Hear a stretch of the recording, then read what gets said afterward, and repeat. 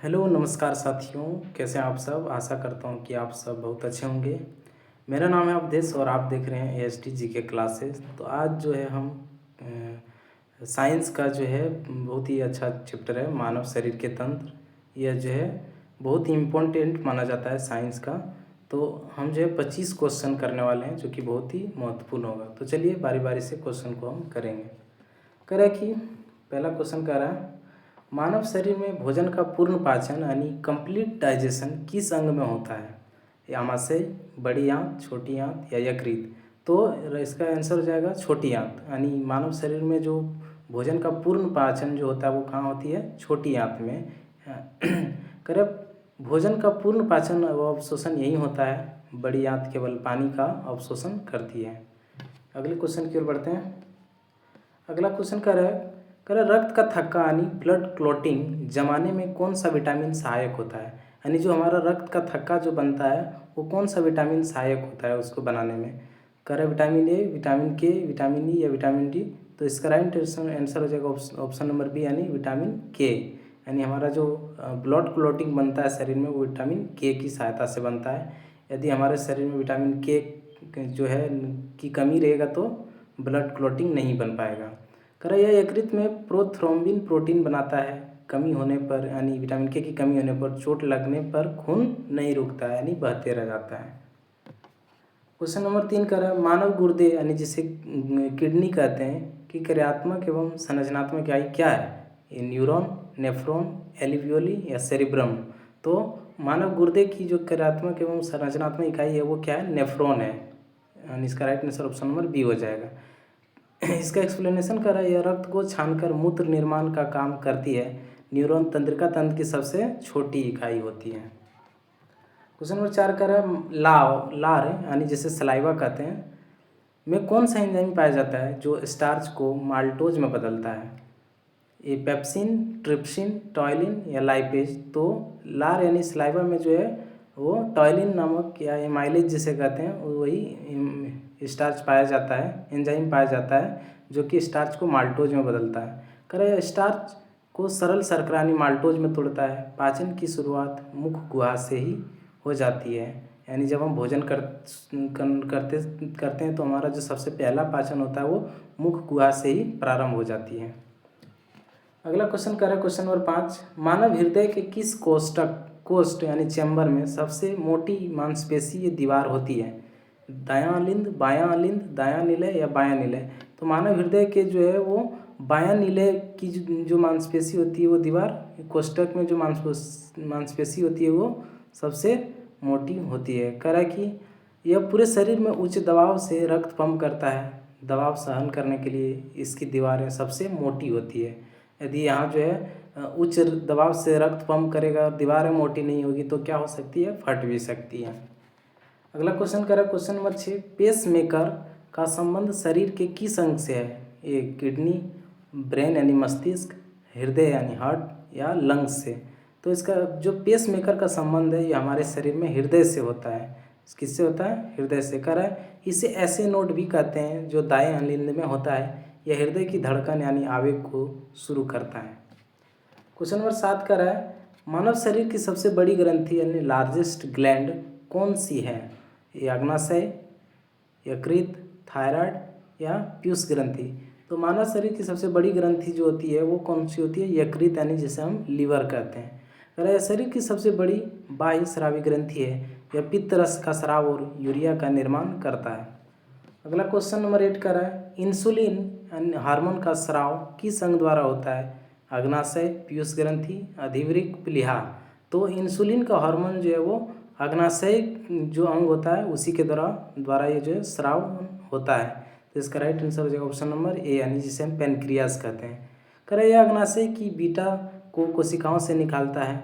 इसकी कमी से मधुमेह यानी डायबिटीज रोग होता है। यानी इंसुलिन की कमी रहेगा तो डायबिटीज का रोग हो जाता है। करें क्वेश्चन नंबर 9, मानव रक्त यानी ह्यूमन ब्लड का पीएच मान कितना होता है? तो इसका पीएच मान पूछा जा रहा है। कह रहे 6.4, 7.0, 7.4 या 8.2। तो मानव रक्त का जो पीएच मान होता है वो 7.4 होता है यानी हल्का क्षारीय। कह रहा है कि मानव रक्त की प्रकृति हल्की क्षारीय होती है, तो हल्की क्षारीय तो होगा ही, क्योंकि 7 से जिसका पीएच मान अधिक होता है वो क्षारीय होती है।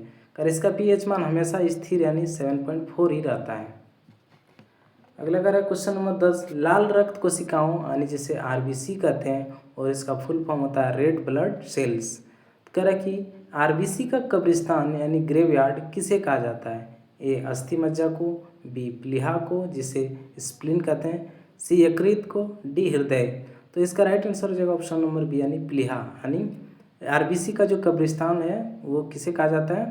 वो प्लीहा को कहा जाता है। मृत और पुरानी आरबीसी प्लीहा में ही नष्ट होती है। यानी कह रहा है कि मृत और पुरानी जो आरबीसी होती है वो प्लीहा में क्या होती है? समाप्त हो जाती है। प्लीहा को शरीर का ब्लड बैंक भी कहते हैं। क्वेश्चन नंबर 11 कह रहा है फेफड़ों में गैसों का विनिमय यानी एक्सचेंज ऑफ गैसेस किसके माध्यम से होता है?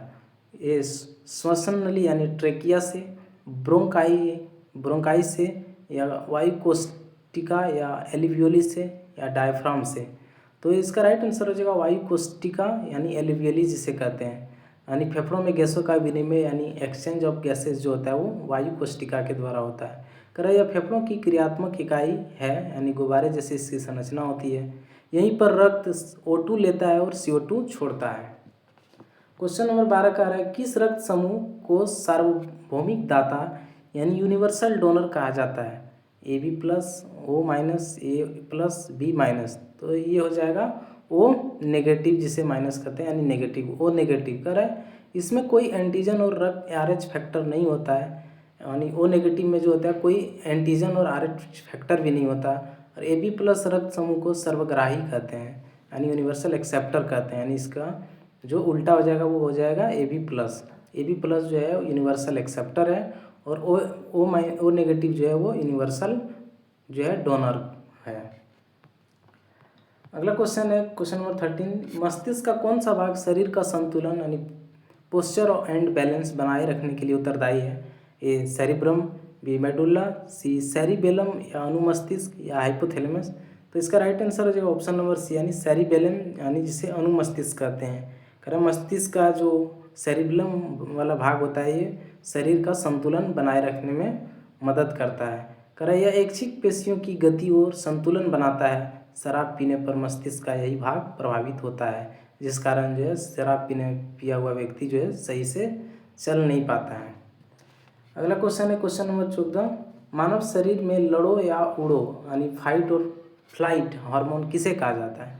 ए थायरोक्सिन को, बी एड्रेनलिन, एस्ट्रोजन, या ऑक्सीटोसिन। तो मानव शरीर में लड़ो या उड़ो यानी फाइट और फ्लाइट नाम से जो जाने जाते हैं वो हार्मोन है एड्रेनलिन। कह रहा है यह हार्मोन संकट या डर के समय तेजी से निकलता है। यह एड्रीनल यानी अधिवृक्क ग्रंथि से स्रावित होता है यानी वहाँ से निकलता है।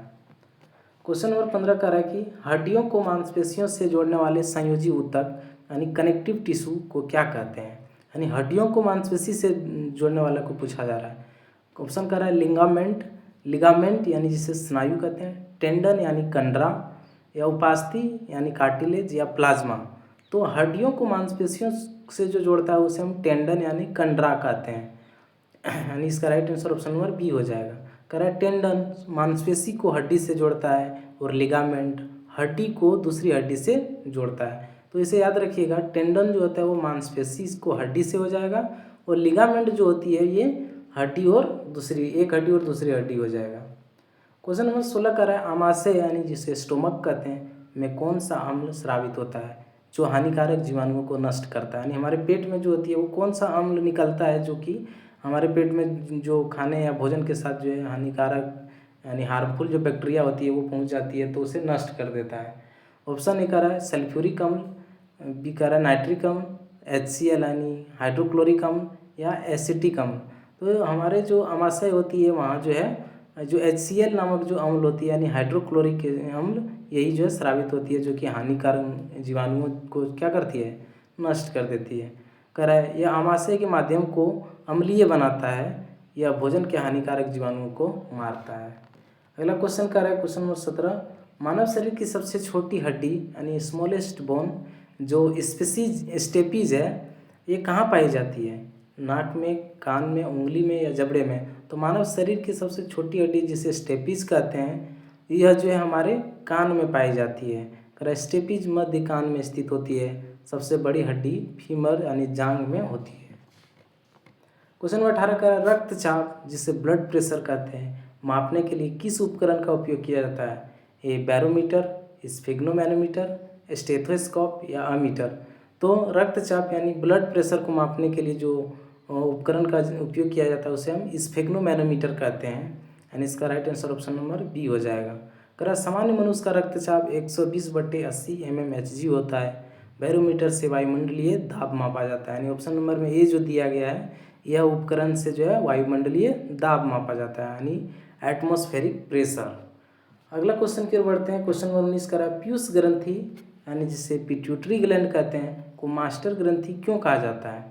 यह सबसे बड़ी ग्रंथि है या अन्य ग्रंथियों के स्राव को नियंत्रित करती है या मस्तिष्क के ऊपर है या इनमें से कोई नहीं? तो इसका जो बिल्कुल राइट आंसर हो जाएगा वो होगा ऑप्शन नंबर बी, यानी ये जो पिट्यूटरी ग्लैंड जो होती है वो अन्य ग्रंथियों के स्राव को क्या करती है? नियंत्रित करती है, यानी कंट्रोल करती है। इसलिए इसे मास्टर ग्रंथि भी कहते हैं पिट्यूटरी ग्लैंड को। यह मस्तिष्क के आधार यानी हाइपोथैलेमस के नीचे में उपस्थित होती है। यह शरीर की वृद्धि को भी नियंत्रित करती है। क्वेश्चन नंबर 20 पुरुषों में पाए जाने वाले मुख्य सेक्स हार्मोन का नाम क्या है? ए प्रोजेस्टेरोन, बी एस्ट्रोजन, सी टेस्टोस्टेरोन या डी प्रोलैक्टिन। तो पुरुषों में पाए जाने वाले जो मेन सेक्स हार्मोन है उसका नाम है टेस्टोस्टेरोन। यह वृषण यानी टेस्टिस द्वारा बनता है। पुरुषों में द्वितीयक लैंगिक लक्षणों का विकास करता है। क्वेश्चन नंबर 21 श्वेत रक्त कोशिकाएं जिसे WBC कहते हैं और इसका फुल फॉर्म होता है वाइट ब्लड सेल्स का मुख्य कार्य क्या है? ऑक्सीजन का परिवहन, शरीर को संक्रमण एवं रोगों से बचाना, थक्का जमाना या ऊर्जा देना। तो WBC का जो मेन कार्य है वो क्या है? शरीर को संक्रमण और रोगों से बचाना होता है। इन्हें इसीलिए जो है WBC को शरीर के सैनिक कहा जाता है, यानी WBC जो होता है वो रोग प्रतिरोधक क्षमता को बढ़ाती है। क्वेश्चन नंबर 22 मनुष्य में वयस्क होने पर रीढ़ की हड्डी में कुल कितनी कशेरुकाएँ यानी वर्टिब्रेट शेष बचती है? 33, 26, 12 या 20। तो मनुष्य में वयस्क होने पर जो है रीढ़ की हड्डी में कुल कितनी कशेरुकाएँ होती है? तो कुल 26 बचती है। बच्चों में रीढ़ की हड्डी में 33 कशेरुकाएँ होती है, यानी बच्चों में अधिक होता है जब मनुष्य जो होती है बच्चा होती है। लेकिन जैसे ही बड़ा होता है तो उसमें क्या होती है, एक हड्डियाँ दूसरे से जुड़कर लगभग 26 रह जाती हैं। 23 क्वेश्चन नंबर मानव शरीर में भूख, प्यास और तापमान ये तीन चीज़ को नियंत्रण का केंद्र कौन सा है? यानी ये तीनों चीज़ों को नियंत्रण कौन करता है, यानी कौन कंट्रोल करता है? थैलेमस, हाइपोथैलेमस, पोन्स या सेरिब्रम। तो इसका राइट आंसर हो जाएगा ऑप्शन नंबर बी, यानी हाइपोथैलेमस जो होती है वो भूख, प्यास और तापमान पर नियंत्रण करती है। हाइपोथैलेमस जो होती है यह प्यार, गुस्सा, भूख और प्यास का केंद्र है। यह शरीर के तापमान को भी स्थिर रखता है। क्वेश्चन नंबर 24 डायलिसिस यह की प्रक्रिया का उपयोग किस अंग के खराब होने पर किया जाता है? तो डायलिसिस की प्रक्रिया जो है वो हमारी जो ऑप्शन नंबर सी इसका राइट आंसर हो जाएगा, यानी वृक्क यानी जिसे किडनी कहते हैं। तो जब किडनी किसी का खराब हो जाता है दोनों, तब जो है डायलिसिस की प्रक्रिया जो है किया जाता है। यह रक्त को छानने की एक कृत्रिम यानी आर्टिफिशियल विधि होती है। गुर्दे फेल होने पर शरीर से यूरिया निकालने के लिए इसका उपयोग किया जाता है। क्वेश्चन नंबर 25 आँख के किस भाग पर वस्तु का प्रतिबिंब यानी इमेज बनता है? एक कॉर्निया, आइरिस, पुतली या रेटिना जिसे दृष्टिपटल भी कहते हैं। तो आँख के जो है हमारी जो रेटिना होती है उसी पर जो है हमारे किसी वस्तु का प्रतिबिंब बनता है। तो इसका right answer option number b हो जाएगा, जिसे रेटिना या दृष्टिपटल भी कहते हैं। रेटिना पर वास्तविक और उल्टा प्रतिबिंब बनता है। नेत्रदान में केवल कॉर्निया का उपयोग किया जाता है, यानी जो आई डोनेट जब किया जाता है तो आँख को पूरा भाग नहीं बल्कि कॉर्निया जो होती है उसी को जो है डोनेट किया जाता है। तो दोस्तों आज का हमारा सवाल यहीं तक रहेगा और मिलते हैं आपसे नेक्स्ट वीडियो में। यदि आपको यह वीडियो अच्छा लगा हो तो वीडियो को लाइक और चैनल को सब्सक्राइब ज़रूर कर लीजिएगा। वीडियो देखने के लिए आपका बहुत बहुत धन्यवाद।